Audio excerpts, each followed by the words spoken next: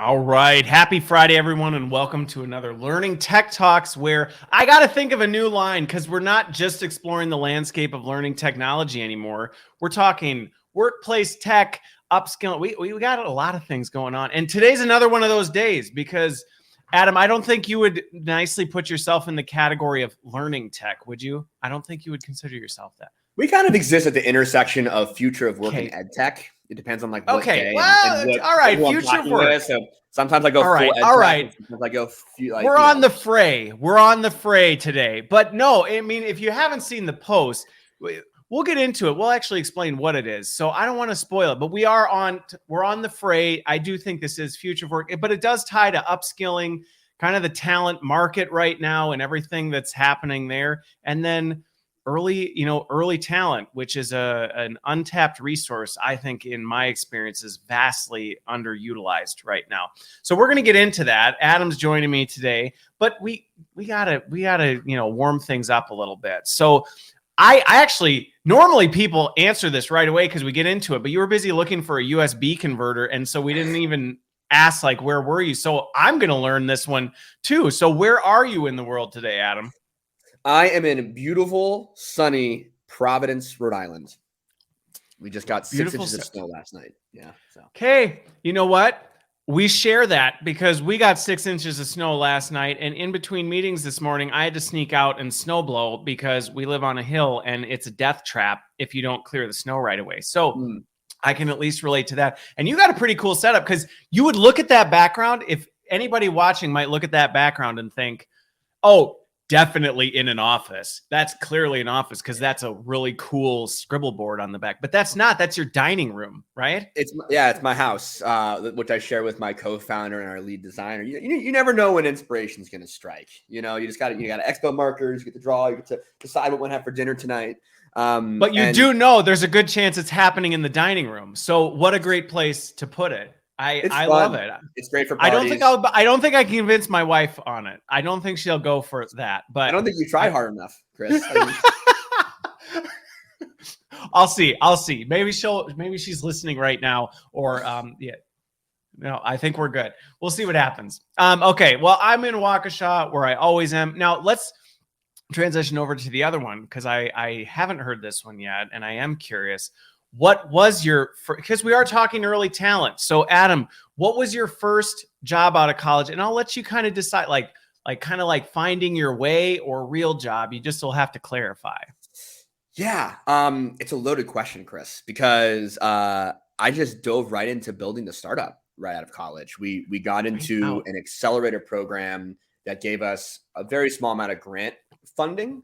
That was enough to basically cover rents and food in Providence for the summer.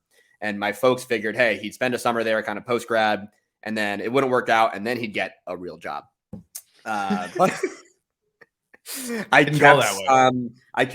kept making progress. We kept making improvements. We kept raising more funding and hitting more milestones. So this is all I've done since I graduated. But when I was an undergrad, I was lucky enough to do internships in finance, in healthcare, in independent film distribution. I spent a summer trekking across the Arctic Circle as well. So I've had a whole bunch of experiences, and the first job I ever had was you say that so casually. Well, trekked across the Arctic Circle, because we've all been there.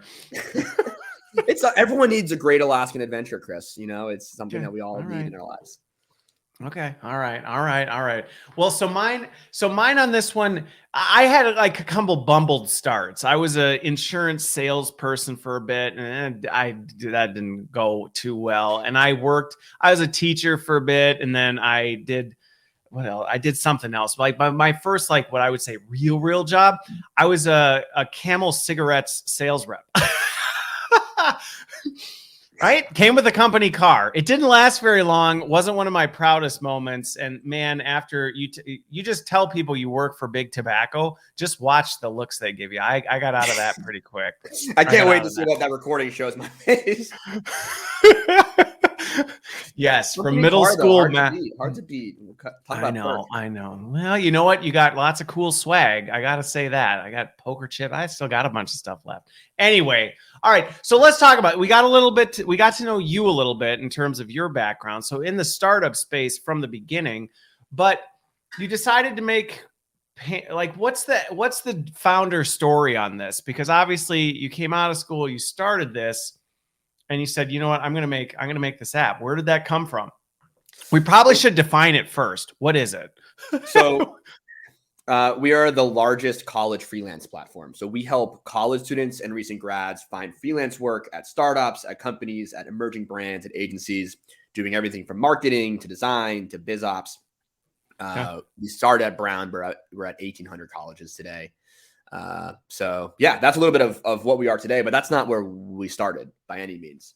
Okay. I was always really into videography. I mean, I mentioned that my first job was basically a freelance videographer, and I think I had that gig when I was in high school. My folks got me a video camera when I was in the 6th grade. I had been diagnosed with ADHD that year. I had always had a really hard time focusing long enough to learn how to do very basic things like learn how to tie my shoes or memorize my mom's phone number, and struggled in school in some ways. But when I unwrapped that video camera, it just unwrapped this whole new field for me that I just couldn't take my focus off of. Everything from the technology behind the camera to the direct framing to the editing to thinking about who's it for. And I remember going in middle school making videos and having it displayed in our Monday morning, all middle school meetings, and just getting the entire middle school to erupt in laughter. It was just, I will never remember those. I will never forget those moments. I will always remember them. So all through high school, I founded the filmmaking club. I built out a portfolio, found myself at Brown in 2013, 2014, 2015, graduated 2017. But as an undergrad, I kind of found myself between, I started off doing Brown's version of film studies, which they call modern culture and media. Brown doesn't have a film school. Okay. They talk a lot about theory. And I took basically every production class they had to offer in the first semester or two. And they put me into the theory classes, and I hated them. I liked making things. And I was doing a bunch of student film projects. I was gaffing, and I was an assistant director. And we would have, a crew of 25 students putting together these really elaborate short films, which was really fun. I had an on-campus job in media services. And then I was running down these internships, like the ones I alluded to before. But I felt like there was such you talk about a false dichotomy in some of the stuff that some of the content you talked about. And there was this false dichotomy in terms of an on-campus job versus an internship. And it was one or the other. And there was nothing in between. And I felt that my skills as a videographer were being underutilized. I felt I knew so much. I could edit, I could produce, and I wanted to do more of those. And going and working in the college cafeteria was not an acceptable alternative. As Tim Brady, a partner at YC and the first employee at Yahoo, described it, slinging hash in the cafeteria, and you can either, and so we built this platform initially to, our worldview at the time was smaller. So we said, let's build a platform where students can do other things for other students. So, hey, I know Final Cut Pro, I can teach you Final Cut Pro. Or, hey, this person knows French, they can teach me French. Kind of like a Craigslist of sorts for college students. So we decided to go and build that. We made a lot of mistakes in terms of approaching that, which we can dive into if this is more of an entrepreneurial startup kind of journey kind of a thing. And we launched that in 2017. It did not work. It did not work. In our first year, we did $58 of transactions. Wow. You're not going to, mom and dad wouldn't have been too proud on that one. Not enough that, I couldn't even get, when we actually get our fee from that and split it between my co-founder and I. I mean, I can't buy myself a burrito bowl at Chipotle. I mean, it was really didn't pay for the whiteboard. Yeah. Didn't pay for the whiteboard. Yeah, dude, that thing is like a $500 whiteboard. Those things are expensive. So anyway, that's kind of how we got started. And the kind of the whole journey has been just sticking with it, a lot of persistence, learning how to listen, learning how to sell less, making a lot of iterations to our hypotheses, our product, our market, and ultimately evolving into what I described initially, which is a freelance marketplace. So let's talk about this. Cause for me, it's been a bit, I still remember right out of school it's a weird time. And again, like you said, the false dichotomy when you're in school is also really awkward because you're like, well, I can work on campus at some crap job that has nothing to do with what I want to do. But then you also don't really know what you want. Not everybody got a camera in 6th grade and went, I found my calling, type of a thing. So like, you don't really know what to do, but there is this space in between where it's like, well, mom and dad want me to go get an internship at GE, and I don't want to do that, but I also don't want to flip burgers in, the Eagle's nest either. So what do I do? So I am curious though, like, what is it? You talk to recent college grads right now. How are they handling this? Because you do hear this a lot right now, where that age range is struggling to find solid work, and there's not a lot of easy transition periods for them. Yeah, I mean, if the last stat I looked at, you can fact check me on this. It was around like 30 to 40%. I won't. Most statistics are made up anyway. 30 to so 40%. Sounds good. 30 to 40% of recent college grads are underemployed, meaning that they're currently in jobs that don't require a college degree. And I'm not talking about Facebook not requiring a college degree to go work, as an engineer there. But these are people who graduate and they enter the service industry, and nothing wrong with that. But if you have $100,000 in college debt, it's really hard to pay that back. That first student loan payment, I remember when that came in and you're like, oh, this is like every month for the next 30 years. I wasn't expecting that. So, there's a really large segment of people who just like, they don't know what they want to do after they graduate. Maybe they can't get a job at a GE. So they're forced to kind of go work, working minimum wage. And what's been really exciting seeing in the last couple of years is the emergence of a whole new category of work become more generally adopted. Contract work, freelance work. Nearly half of the U.S. workforce are actually contractors, not W-2 employees. I mean, and this includes like construction contractors and things like that, but an increasing proportion of them are what we think of like gig workers, and we think about freelancers. So we look at that shift in the labor market and say, how can we leverage that trend to basically provide these recent grads more avenues and more pathways to employment and to gaining experience and to experimenting with a whole bunch more. So like we have an amazing student. Her name is Grace, graduated UConn in 2021. And since then, she's worked with, I think, 6 different clients on our platform and is generating a full-time income now as a freelancer. And she's been able to get exposure to so many different industries, so many different types of companies, different types of marketing, as a junior level marketer doing freelancing, that she has found her calling and she knows what she wants to do and can better articulate how to create value, which is going to give her so much more on her resume in terms of if she ends up wanting to get a full-time job or finding that right opportunity at the right startup. She has an amazing resume of experiences that it would have taken someone 10 years to build, but she's built it in a year. Okay. Well, and you know what's interesting about that is, I just think about now how many people as seasoned career professionals, if you were like, have you considered freelance? Many of them would just go blank and go, I wouldn't even know where to start. Like, I have no idea what that even looks like or where I was. So you think about that right out of college. Nobody's teaching you that. So, I remember at that age, I would have never thought, hey, I have these skills. I could probably pick up a couple different things, because to me, that would sound like, I don't even know, like, what am I going to walk around and try and say, hi, would you like me to do this for you? No. Okay. Well, like I'll walk said, next door. There's even these seasoned professionals who don't even know what freelancing is, and they don't even know where to start. I know. Right. And it's scary. It's like, I don't even know. It's like the same thing with entrepreneurship. Like, I don't even know how to start building a company. Same thing. Right. I have this great idea, but I have no idea what to do about it. Where to even start. And that is just further exacerbated when you talk about these more emerging folks who haven't had as much exposure to these things in life.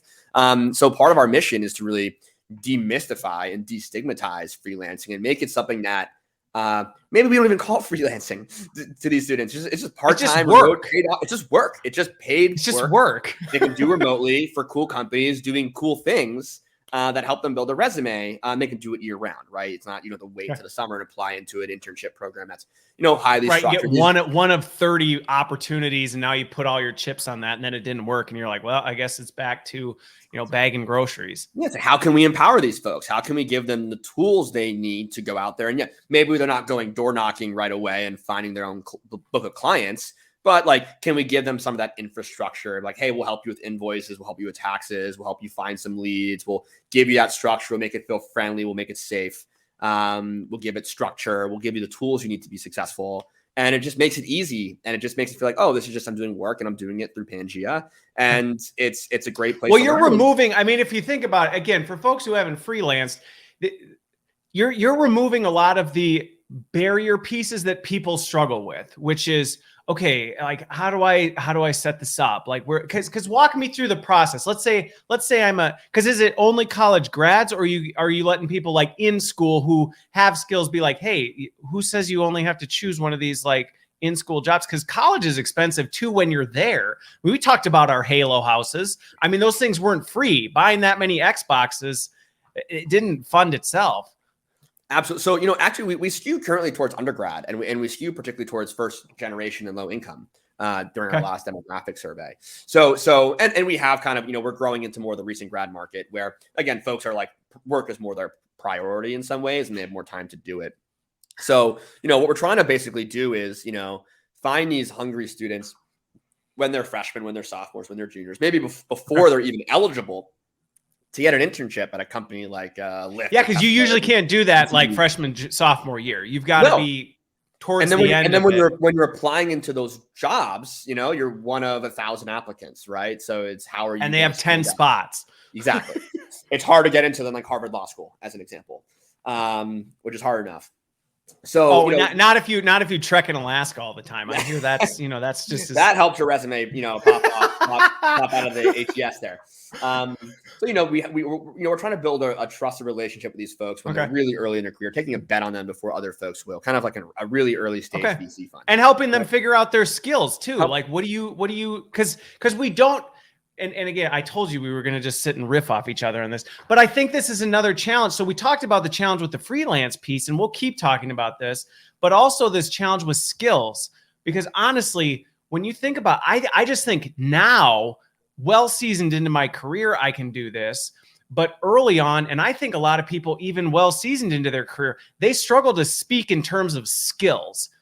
They can say, well, I had this job, I worked here. But if you said, what skills do you have?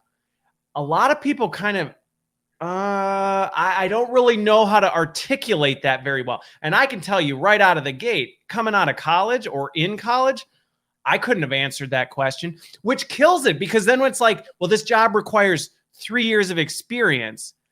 I can't articulate my experience and I don't have any jobs on my resume. I'm dead in the water. And this is helping break that down. It's projects. I mean, when I talk to recruiters at Fortune 100, 500 companies, say, what do you look for in candidates? They're like, I want to see people who took a project from A to B, and I want to see the results, right? Like when I look at hundreds or thousands of resumes, right? And it's the resumes that say like, hey, I started an Instagram account and grew it to 10,000 followers. That speaks something versus like, hey, I worked for a company and I managed their Instagram. Right. And it's like, well, what did you actually know how to do it? And what were the results? So what we're trying to do is provide a bit of education. And I think it's something that we'll have to develop a lot more down the road. Like, how do we educate folks, like how to advertise themselves and how to speak about their experiences and how to talk about. Well, which Kim brought up is a really important piece, that like that second layer of how do we help shape that for folks, because figuring out the freelance part, that's one thing. But it's also this, how do you articulate, like you said, I mean, I love that example. It's one thing to say, well, I manage the Instagram account. Okay. Like, what does that mean? You copy and pasted, posts.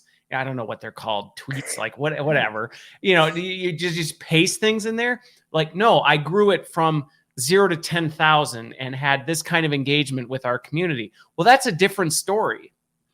So if you allow me to share my screen here for a second, Chris, something we released is called the Emerging Talent Program, right? So when we saw this as an issue in terms of like, there's just so many things that these folks just don't even know, right? I mean, and if we just sat down with them for an hour and walked them through it, like Kim's like coaching and some mentorship, they'll get it. So we started this program that was absolutely free.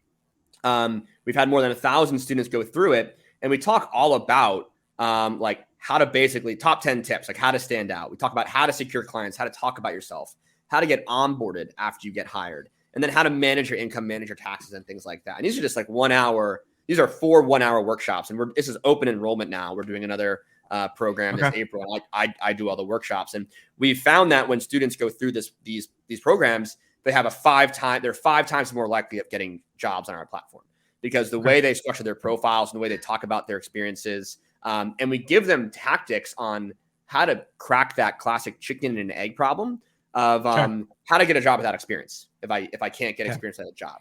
And a lot of it comes down to doing like personal projects.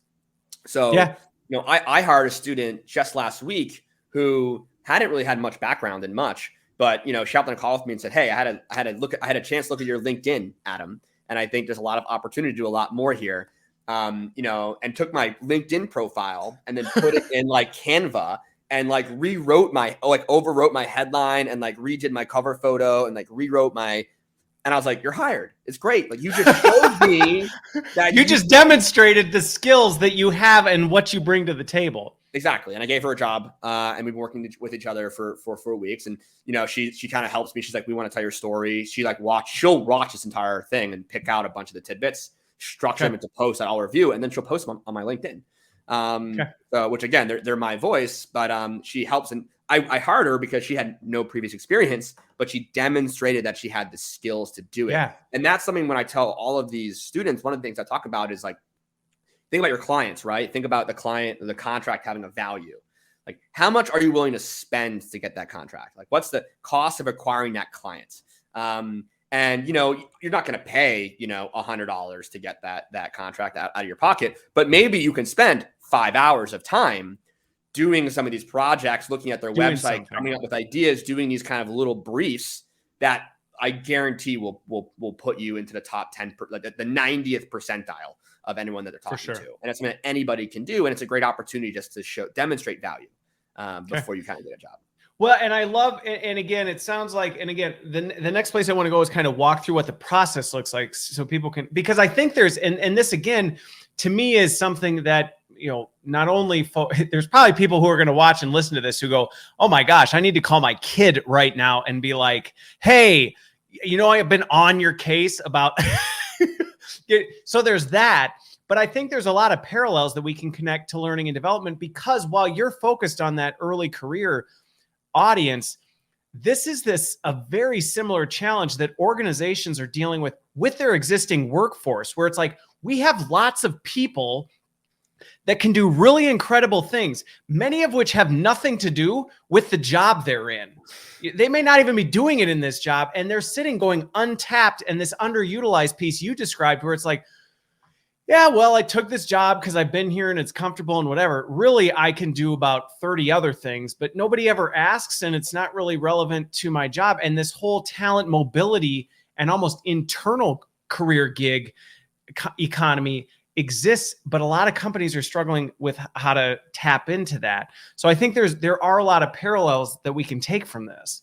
There's so many things for me to chew in there, Chris. I mean, one thing I want to drill in on is like the idea that there are people in your organization who have 30 other skills, but it's like not in their areas of responsibility, and it's not on their resume either. And it's so one of the things that I try to coach these really talented folks to do when they get a client, because sometimes they get hired to do like one thing, and I tell them to identify problems and present solutions. So if you see an opportunity, like, hey, like, we're doing Instagram, but we're not using anything on TikTok, and I saw some other companies doing a TikTok, would you like me to kind of like spend some more hours and kind of run down this opportunity? And I can tell you, almost every single time that someone on my team comes to me with like a pitch of like a project that they can work on, I'm thrilled, because especially if it's a good idea and I see the ROI. I know. I'm like, great, go hunt it down. And then people end up working on the things that they want to work on. And you can also inspire that when people really understand like why what they're doing is important and why what the organization is doing is important. Are they there for the paycheck, or are they there because it's like their calling and their purpose and they're passionate about the kind of work that they're doing? Well, and when you tap into what you just, because I'm with you. When people come to me and go, "Hey, I have this really," like, I love that. When it's like, I love that you saw something and you came up with an idea of what you can do about it. And you know what? Like, let's do this. Now, fundamentally, it requires people, leaders, and organizations to think differently about their workforce. And I think that's a transition that companies are going to have to deal with. Because the thing is, people are doing it anyway. I mean, people are doing it anyway. So how are you going to navigate this? And this idea of, well, I hired you into this job and this is what that job does. And that's all I want you doing. And that's all there is to do. So it doesn't really work anymore in this market. Talent is much more fluid and organizations need to acknowledge that. And I think creating the internal ability to do that is huge because your people are more invested. It's huge. And in kind of like the way that, I think this is like something I got out of Simon Sinek's TED Talk of Start With Why, of like people don't care like what you do, they care why you do it in some ways. And whenever I give anyone a task, I really try to make sure they understand like why it's important. So for us, it's like about getting everyone around like our North Star KPIs, which for us is the number of active engagements on our platform. So it's the number of basically students that are, or Pangeans that are working with clients and are actively invoicing and growing that number. And what's great is there's a lot of different ways to affect that KPI, right? I mean, maybe it's a little bit retention. Maybe it's getting new contracts. Maybe it's getting larger contracts. Maybe it's getting more students or higher quality students. Maybe it's getting more alignment in terms of, there's a lot of different like hypotheses that one can present that basically address that. So when I talk to someone who's maybe going to become like our next community manager, as an example, and I say like, you see like, I need you to go get students. And like, well, why? I'm like, well, I want you measuring how many students are sending applications and proposals on our platform every single week, and the percentage of those that hit kind of our standards of quality in terms of like who we think is basically going to like perform a really good job. And then I want you to grow that number, because that's how you can affect this part of our funnel that affects like the core KPI, which is the thing that everyone is aligned behind and is excited about. And it's a thing that, I got from one of my advisors from LinkedIn, where it's not like a conversion metric, but it's a number that's like centered around people. And it's really like the number of students who are making money on our platform every single month. And like, that's the thing that feels really good. So if it feels like if folks can do something that affects that outcome, they're really happy, but then they can get creative. And that's the reason I bring it up. So if I tell everyone our goal is to grow this KPI, they can come to me with like different theories on how they might grow that number. And it also gives us a way of like, hey, that sounds like a good thing, but if you can't tell me how it affects this kind of like holistic KPI, maybe they understand the framework that I'll be making decisions. Now, I think that the kind of the qualifier to all that is sometimes there are good initiatives for companies that aren't always internalized in like the bottom line. And I think that's probably a separate conversation to talk about. But by and large, if like everyone in the organization understands like what the end goal is, and then they can come up with creative ways of trying to improve it and drive it. And then that's what they can put on their resume. Like I did X project that helped move X KPI, X amount. Well, and it also, going back to this feeling like you play a role in that, you're going to be able to speak to it with much more passion and energy around why it mattered and why you're excited about it, which again, going back to being able to land that next gig or land, your whatever full-time gig, whatever we want to call them, it's a key component. Because if you're just like, I showed up and I did the same thing every day and whatever, I see it all the time where people have careers and it's like, I have 20 years of experience. No, you have 6 months of experience on repeat. That's what you have. You're just on repeat. You don't actually have 20 years of dynamic experience. And I think what we're talking about here is actually creating dynamic experiences for people, which funnels career growth. It funnels skill development because people will take maybe a bit more of a risk on this type of a thing. So, but because we could talk about this. I'm telling you, we could talk about this all day long. But I am curious process-wise, because on both sides, I can see, okay, if you're a recent college grad or in college kind of going like, all right, how's this work?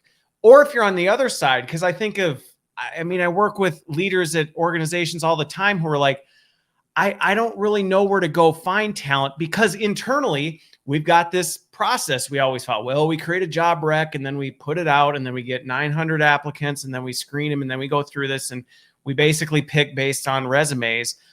But maybe I only have a project and I don't have funding to get a head count for this thing, but I have a need. So how does it work so people from both sides kind of understand it? Yeah, I guess I can share my screen again for a moment here, Chris. Okay. I can give a really quick overview. So this is the view that a company or a client would have. So you're looking into kind of our talent database. You see my company profile up there. So there's some aspects of this that are similar to kind of traditional kind of functions, right? Okay. So it's not so wildly unfamiliar. People would go, I have no idea what this even is. We didn't need to reinvent the wheel. I think there's going to be some more exciting things that we start working on throughout this year, but we wanted to kind of get like the bread and butter of it working pretty well. So for instance, we have Pangeans here. Here's Julia as an example. Julia's a senior at Clemson. She's uploaded a bunch of her sample work and portfolio pieces onto her profile. So she linked to a personal website here. So you can get a sense of like the quality of work that she's done, which is really what companies want to see these days. So we put that top, really top of the page. She's worked on our platform. So she's actually able to get reviews and kind of badges in areas that she's exceeded expectations. So for companies, really simple. We have a really simple job posting flow. We're really proud of it. So let's say we're trying to hire a social media manager. We have these pre-made templates. So maybe we need 10 hours a week. We're looking at someone to start ASAP, looking to do hourly. Generally, the standard hourly rate on our platform is $22 an hour. Come work with a YC-backed startup and, help us grow our TikTok. We're trying to get away from the whole, like, send me a 3-page job description and job rec. Oh, I know that like 9/10 of it is just filler that you copy and pasted from another one that you're like, I honestly, this isn't even really for instance, relevant. We did that work for you. So for all those templates, we went and we did research on all of the top responsibilities of all the top 36 roles. So we pre-populate you with like what a social media manager should do. A lot of our clients don't know. So a little bit about our company. Again, one of the things that we realize is students liked aspect of internships that gave them some more structure. So we're bringing in a little bit of that, a little flavor of that into here. So, hey, maybe there's an opportunity to give the students some mentorship. There's an opportunity to grow with the company. You'll be included in our stand-ups, and we'll do weekly one-on-ones as well. So I can give you, like, these are things that we found that this talent base really looks for. And when especially for that audience who's like, I'm just getting into the career market, that stuff matters to me. The ability for growth or mentorship, somebody actually helping me figure out a path ahead. Absolutely. And nowadays, the companies are the ones that are selling.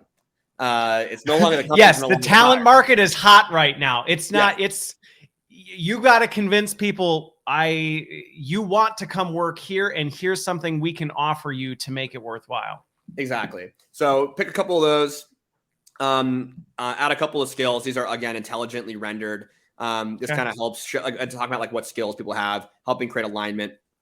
Next. Okay, so I'm going to pause. So two ways through it. One, you can kind of go browse things. If you're like, I'm looking for this kind of thing, you can go find folks, kind of look through their things. Or if you're like, I need somebody to do this thing, I need to find somebody. I can post this and basically throw it out to the marketplace and say, hey, I'm looking for somebody who can help me with this. Exactly. And people can kind of bid on it. So and then you can, gives a little bit more structure. So maybe here it's like, please add a portfolio piece. So you can add screening questions as well that just kind of help you advance. What is your spirit animal? Something like that. Yeah. What is how many marbles to fill the Titanic? No. There we go. Really important question. Really, really important question. And then I submit it for approval. I mean, it's really quite simple. And then after you post it, you basically can browse student profiles and say, hey, like maybe Shania here would be a great fit for this role. I'm going to invite them to the job. You can browse by school. So maybe, I went to Brown. So maybe we're going to hire someone out of Brown University. So I could actually reach out and say like, hey, Sam, you should, apply to this job. After I've posted the job, we have kind of an in-platform almost version of an applicant tracking system. So, I actually posted a role 2 days ago for a growth marketing internship. So I've gotten all these students now to apply to basically come to Pangea. I asked them why they joined and get a little context on them. And I've actually already hired a couple of people. So all this is managed through the platform. Job posts are only up for 10 days. So we're trying to, not have people spend like 3 months hiring for these roles. The average time to hire is less than 10 days on our platform. So we're trying to bring that speed into our system. You can really easily compare and contrast different applications. If I want to, I could send an offer. So let's like hire Carissa here as an example. $15 an hour. I only really want her working for 5 hours a week. I set out the expectations and responsibilities, and then I send the offer. And then all that happens through our platform. And then after you hire someone, you manage them through our platform as well. So like, here's an example, hired an intern, and they're basically logging their hours to the platform. And then I can come in here, get a sense of all the stuff they've done on what day. Toon Day does our TikTok as an example. connect with my credit card, and then run the payment. So you can even just run it through a P card, something like that. It's not even necessary. I am curious, and again, I know this is very tactical, but I'm thinking about this from a leadership standpoint on the corporate end. Do most organizations work through just like a corporate card? Are they setting this up with procurement so it's actually running that route? How are folks doing it? Currently, a lot of our clients are smaller organizations. So these are under 25, under 50 startup small. So they put like their company card on it. You can also do ACH. It's very easy. As we think about getting into larger enterprises, what kind of my vision is that this is something that we'd put in the hands of, because I'm literally picturing procurement departments, if they watch this, going, oh no. Corporate finance is like, wait, they can remove all the bureaucracy and get the stuff done they need with freelancers. Like, to me, I'm going, fantastic. I don't have to wait 6 months to have to deal with all the nonsense. Well, and what I'd love to see ultimately is, for the individual like product managers, the team managers to be able to like, hey, you have a $1,000 budget a month. We want your help. Like, our recruiting teams are already inundated, and they're honestly more focused 9 times out of 10 on the more senior high level roles. So let's get everyone in the organization involved in cultivating our talent pipeline, particularly amongst emerging talent. Let's have every team in the company have a college student working with them. And it's a great way for these managers to get managerial experience, or aspiring managers, like give them an intern first before you give them a full-time employee. Right. Before you give them headcount, be like, hey, let's see how you work with somebody on a small project. Again, I think from an upskilling standpoint, leadership is a huge opportunity in just about every company. No, not just about, in every company on the planet. And again, I think sometimes there is that hesitancy of, I know we need to grow this person's team, but we need to see, how do we actually develop them as a leader without having to say, let's give you a head count and, we'll see what happens. Because now this is a person's livelihood. Now, with that, I am curious, though, how does that tie? Because that could create a really bad experience for a recent college grad if it's like, oh, I'm getting, tested out with, kick the tires on new employee here who might be a boss, and it doesn't go so hot. So how do you manage that on both sides? Because it could go well either way. Either the student could go, whoa, I just got draconian boss from, the dark nether. And then on the other side, you might go, well, I just got a, college flunky that would rather play Halo than do the work that they said. So how does that work? I think it was Kim who made this comment. I think it's where we have an opportunity to educate the students more so. So like when we do the emerging talent program, one of the first things we set up is like, what's the difference between an internship and freelancing? And I was like, in an internship, you have a boss. In a freelance engagement, you have a client. So, if you think about if you had your own business, how would you treat your customers? It's the kind of mindset that we try to imbue in these Pangeans when they're working with clients and companies. And maybe they think they're having an intern, but we try to say like, these are smaller companies. You're working with more inexperienced managers. You need to take more responsibility in getting onboarded and kind of managing your intake. And we give them like a set of questions. You're your own boss in some ways. It's like, think of it that way. You're your own boss, and this is your client. And sometimes they can be amazing partners for you and really help create a lot of structure and provide great feedback. And sometimes they don't.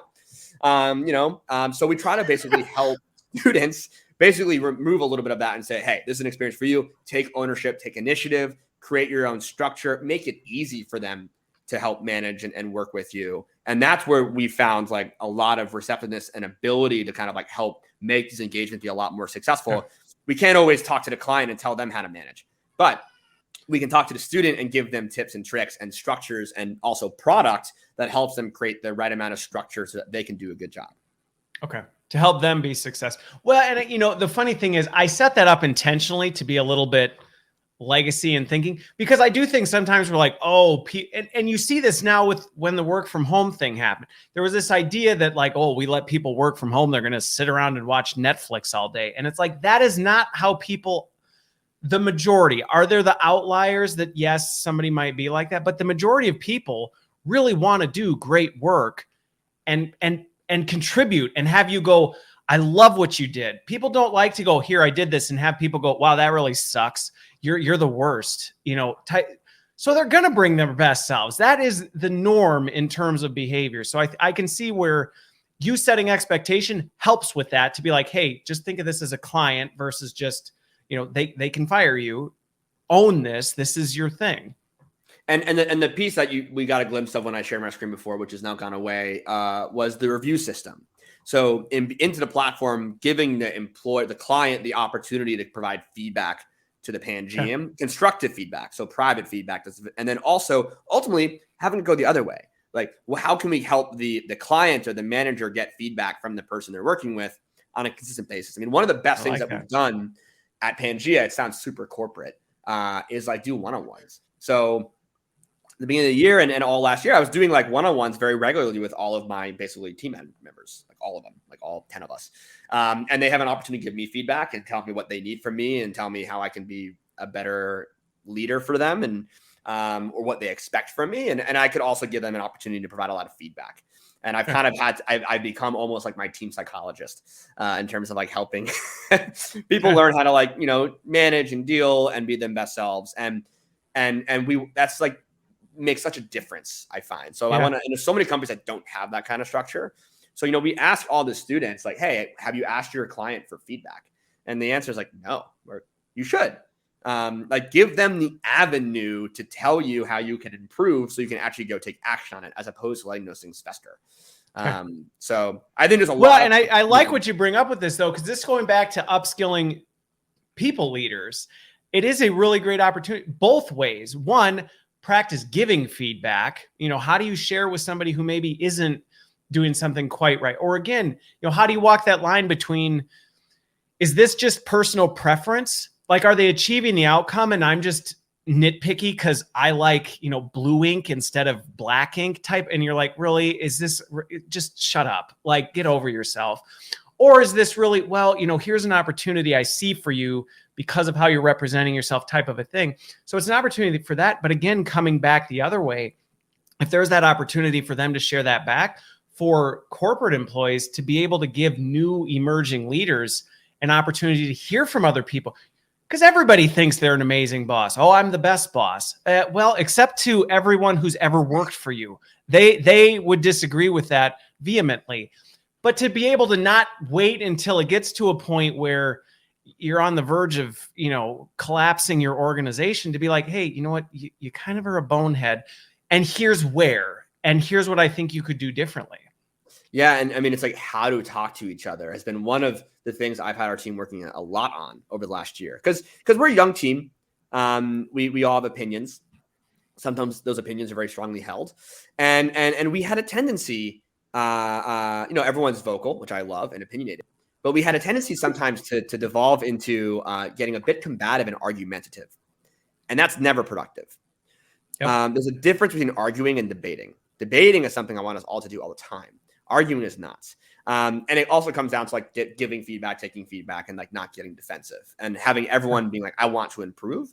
So I think, part of it is asking consent for folks like, hey, like, can I provide you some feedback and my thoughts? And like saying, I'm going to give you, as opposed to just giving it.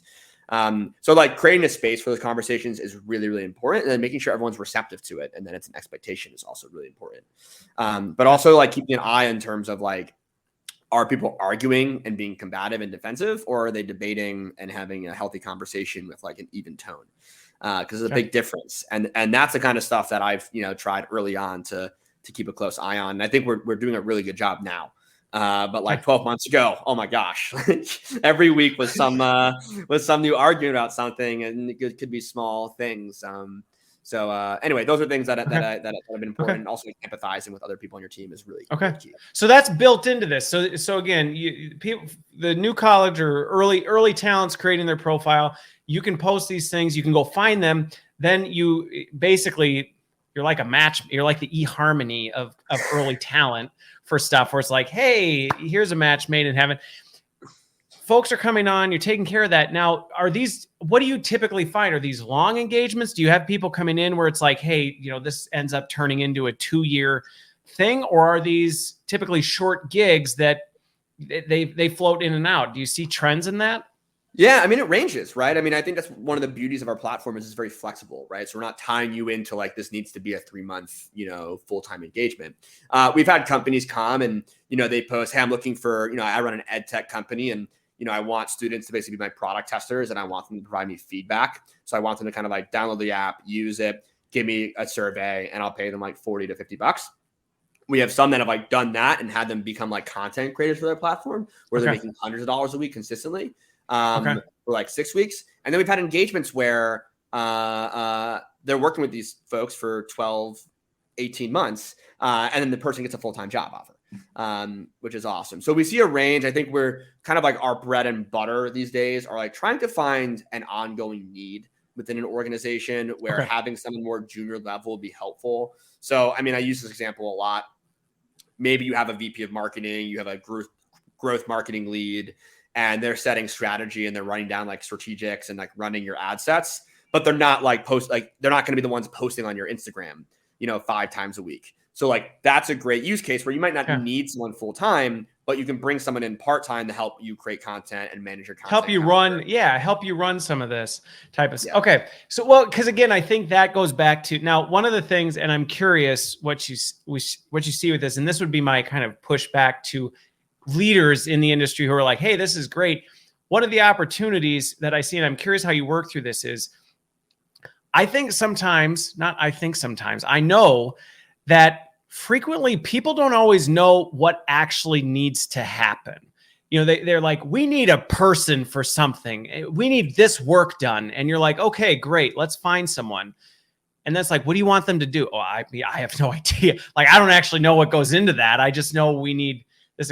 How do you help folks with that? Because I can imagine that may be fine if you've been doing it for 20 years and you're like, I don't need you to tell, I'll figure it out.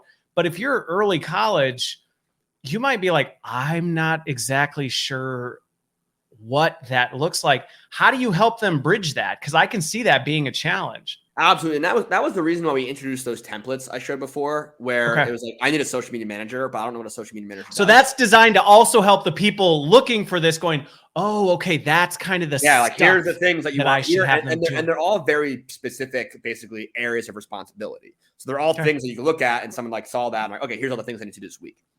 Okay. So versus like the ethereal job description stuff, like marketing strategy, for help with a social media marketer. Here's a blank box, like bring your own social media marketing. That's like the description of what you're like. Okay, well that doesn't help. Okay.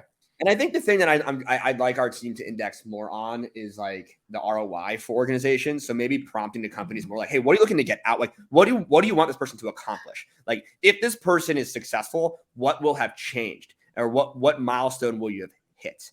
And I have the Pangeans get hired. I have them ask the organizations that question. Like, what are your goals for the next 6 months? Like, why did you hire for this role? And then you kind of like can piece the two together. But I agree, like, these are more junior level talents. Like, they don't necessarily have, 20 years of experience where they're going to come in and you're like a specialist and they're going to be prescriptive. Like, we're hiring a senior growth marketing lead to come and tell us how to do our growth marketing, not a role that I'm going to go hire someone, out of college that hasn't done it. No, maybe you might bring early career to help that person with some of the execution of it. But hey, you've never done this before. Can you put together our marketing growth strategy? Like, no. Okay. I think that does help folks who may watch and listen to this kind of figure out, okay, where does that make sense? Because you do have to break down the work in that sense where it's like, okay, there are components that make sense for this kind of talent. And there are components where you would go, I mean, you're going to be disappointed if you think, your 5-year strat for the company is going to come from that. Might it be assisted by an early career talent? Does it mean you might not get some great ideas from that engagement? Sure. But be careful not overthinking what these folks can bring to the table. Yeah, it's all about expectations, right? And I'm not going to say like every job in the world can be replaced by a college student. That's just not realistic. But well, and again, I think sometimes people have this idea that like, oh my gosh, a marketplace like this is taking away, jobs from folks who've been doing that. It's like, no, because somebody fresh out of school is probably not going to have that kind of experience, but you still need their help. There's a place for them to help with that so they can build the experience to be able to do that down the road. Absolutely. And that's really where we fit in with these organizations. And it's also helped us become better at knowing like what we're good at. Because when companies come and say like, I need someone to like lead my growth marketing strategy, I'm like, you should probably find someone who's worked in the industry for 5+ years to help you set that, or 10+ years. Just like you're not going to, because I don't want people coming in thinking they get something they're not. But if they come to me being like, hey, I need some blog writers. I have blog guidelines. I already know kind of like what keywords I'm looking for. And I just want people who are based here in the US who like writing and researching and are excited about our industry to kind of write these blogs, and college students are great at writing. Like that's a great use case for us. Like, I mean, we hired 8 blog contributors through our own platform to do exactly that. We set the content strategy and we set kind of like the keywords and the guidelines we want to rank for. And then we give them that brief, and then they're able to go and research and write.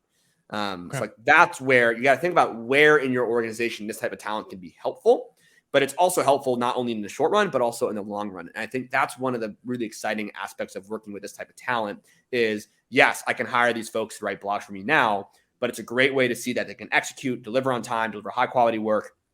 And then maybe they start prescribing to me, hey, I'm a blog writer, but guess what? I really want to do community management and community growth. Like, can I work with you to help you get more students in other more creative ways? Yes, let's talk about that. And then they can kind of like create their own job for themselves as they go along. And then they graduate and become my next full-time hire. Okay. I like that. Well, and something you said a little bit back that I think is a really important piece that I think it's beneficial, not just, considering the early talent hires, but just in general, was the point you made about saying, like, what does good look like on the other side of this engagement? I don't think that happens enough, even with existing workforce, where we go, we need you to do this. And people kind of go, I mean, to what end? Like, what does good look like for this? And that's a tough thing. And as a leader, that is your responsibility to think through. I may not know exactly. And I think that's where you can go wrong, is to try and be like, it looks like this and the path to get there is exactly like, well, don't do that, because then you're going to squelch any creativity. But to be able to say, here's where we are today. I really would like this to get us to this point. And I don't exactly know how we do that, but that's the work that I'm looking for you to do, is help me get here. And this is what good looks like. And that's what we're going to measure along the way, is to say, are we making that? Are we on that trajectory or no? And if we're not, well, then let's pivot. It's setting the X, right? And it's like, for us, like, it's setting that active engagements number. That's a KPI. And it's been like, that's the number we need to grow. And if that number is growing, then great, we're doing something right. And if the number is not growing, then we need to figure out why. And everybody, in my opinion, should be in some way pulling on some thread that comes together into that rope. And if someone's like pulling on a thread in a way that's like pulling the rope the other way, then it's like, we probably shouldn't be doing that. Again, I think there are probably examples we could sit here and think about that aren't always internalized, but I'd also argue that in some way, there's always some way to tie it back to that X. And if you do a good job saying, like, here's the goal and here's what we're trying to drive, and then you allow people to be creative and bring their own genius to it and find ways to do it and then measure to see if they're affecting it. I think, that's how I'm trying to structure my organization, as an example, as opposed to being the one that tells them always how to do things. If there's something I can help them out with, or, help them write a better email, then sure. But if they understand like what the goal is, I can kind of like let them run free, and they can be a good measure of themselves. And like, am I actually helping drive that number? Okay. Well, and I have to ask this, because I think, I'm curious, just with what you do with this, it can be, I'm curious where it lands on the spectrum, because I can see one of the things, and sometimes I've even struggled with this with folks on my team, is that sometimes there's just that work that needs to get done that's really important. It is really important, but it's not necessarily, the cool, neat stuff, but it's like it plays a key role in this. And one of the challenges is sometimes you have folks on your team that I don't want to say they're overqualified, like, oh, I'm too good for that work, but it's just like, you're not really fully utilizing my skills. But I mean, I can do that. I mean, you could hire me to build an e-learning for you, but I wouldn't recommend it, because it's not, I mean, whatever, you get it. So, but I think early career folks, it's like, well, this is something that I actually am hungry to do. But I'm curious, do you get that where sometimes you're like, oh, I don't, I'm beyond this? Or do you, because they're so early in career, do you find they're more open to going, I get it, because I haven't done this before, so that practice is really helpful? I mean, I don't want to like make a comment that's a generalization. I think it comes down to it's personality. Okay. Right. I mean, it's same as it always, like, there are people that will kind of do it if it has to get done. And there are people who think they're above it. And I think there's a person that's something you also want to like suss out in people when you're working with them. But I think it also comes down to a little bit of what we said, like set an X, right? Like once you know like where you want to go, what you need to do to get there is revealed. And you might not always want to do all the things that you need to do, but you need to do those things, They have to regardless get of what you done. want to get done. I think there are at certain points opportunities to delegate. I'll give you an example, like running payroll on my team and like measuring all the hours of all my contractors and like going in every 2 weeks and just clicking it. Like I did that for my first year. And then I just got too busy and my Mondays would come and I sometimes would like forget to do, like I had the money, but then like I'd be like late or whatever with content. And I was like, this isn't like, it's not my job. Like, I mean, it is my job and it's important. And I basically ended up hiring a student as a bookkeeper to help me with my month-end reconciliation and running payroll every 2 weeks, because it was like a very definable task that I was able to sit there and train them on and then allow them just to do. Like at a certain point, like we need to do that, but it became like a recurring responsibility and thing that has to get done again and again. And that was where I delegated. But every single day, there are things that I do that are like below my pay grade. For sure. But I think your point, and I think this is it, and I think this is one of the things that I like about what you've built with this is it gives you an opportunity to provide that transparency on the front end, so that it's like, this is what I need this person for.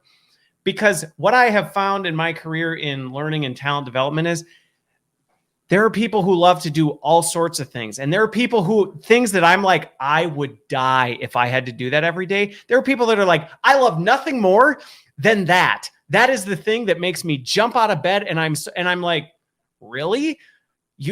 Okay. I mean, hey, different spaces, different places. Like, that's great. I'm glad. But I think that is a really important piece, that by doing this, you can say, hey, here's what we've got. Like, here's what I need you to do. Are you game? And you're coming in going, yeah, you know what? If I can contribute to what you're trying to pull off here through this activity, sign me up. Sign me up, coach. And it's like finding what I ask people this when I'm like doing interviewing. I'm like, what are you good at and what do you enjoy doing? And this is like not a theme, not a concept that I came out. It's like finding that zone of genius. It's like hire people to do the things that they're good at, that they enjoy doing. And that's an ideal like environment. Everyone in the organization is doing things that they want to be doing and that they're also good at. And that like they're not doing the things that they're good at, but they don't enjoy doing. We minimize those tasks because those drain energy. And they're certainly not doing the things that they just enjoy doing, but they're not good at. Which is, it happens. Oh, I know it does. So you're helping bridge that gap, because I think those are the two extremes. And it's like, how do we help people get there? And this addresses a lot of problems that companies have, whether it's engagement, retention, all these things where it's like, well, when you get people doing the things they're good at, that they love, you don't really have to do much for it just to rock, because people are like, I'm loving what I'm doing and I just want to do it because I can. All right. Well, I told you we'd get to the end and we would have just scratched the surface. And so we've arrived at that point where 58 minutes in, we're scratching the surface. So I'm going to cut us out, because if I don't, we're going to go way too long. So I love, again, when we first met and we started talking, I think sometimes it was like learning tech, some people might go, how's this learn? It's like, no, this is future of work. And there's a lot of parallels that I think learning leaders in general can think about, because this process, the way you're thinking about it, this is work. This isn't early talent work or some weird niche. This is just the reality. It just happens to be a really effective way you're doing it in a certain market category. Well, so I appreciate that, Chris, and it's really been a pleasure talking with you this morning. You have so much knowledge, and it's an honor to be talking with you and learning from you. And it's a privilege to be working at Pangea, doing the things that I enjoy doing, and I think I'm good at. I hope. You know what? I think you are pretty good at it. So your mom and dad can be proud that, it turned out all right, that he didn't end up going and getting that job that we were pushing him to do. And I think you're in a great space.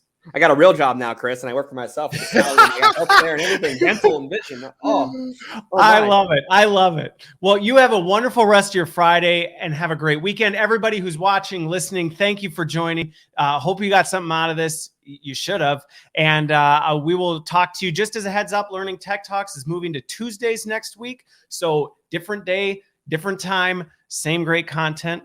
We will see you then. Have a great weekend, everyone.